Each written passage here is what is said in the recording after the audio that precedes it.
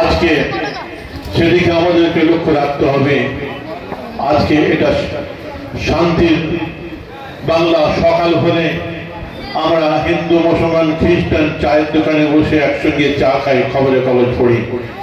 এটা হচ্ছে আমাদের কৃষ্টি কালচার। সেদিকে লক্ষ্য রাখতে হবে। একটা ঘরে যদি আগুন লাগে তো আপনার এক বালতি পানিতে কিন্তু সে আগুনটা বন্ধ হবে না, হয় না। তাই বলে কি আপনি হাত বন্ধ করে বসে থাকবেন? আপনার হিউম্যানিটি, আপনার একটা মনুষ্যত্ব থাকতে হবে যে কমসে কম আমি এক বালতি পানি তার বাড়িতে ঢালবো। এর অনেক এটা ইবাদতের মধ্যে গণ্য হবে। ওটা হিন্দু কি মুসলমান কি খ্রিস্টানের বাড়ি দেখতে যাও, কেউ না। ইসলাম বলছে এক বালতি পানি সেখানে তুমি পারো।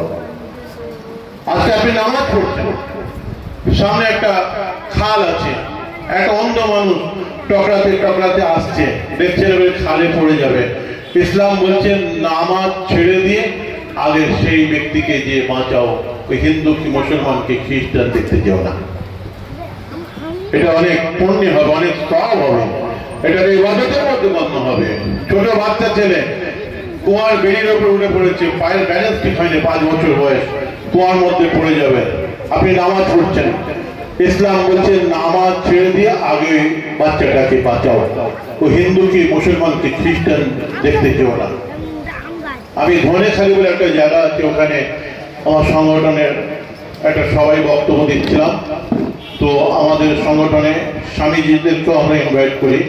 তো ওখানে স্বামীজি ছিলেন, উনি আমার কথাটাকে ধরে বললেন যে পীর সাহেব যে বললেন এটা আমার ধর্মগ্রন্থ লেখা আছে যে পূজা অর্চনা ছেড়ে দিয়ে যদি ওকে বাঁচানো হয় অনেক পুণ্য হবে এবং অনেক এটা মানে সওয়াবের কাজ হবে।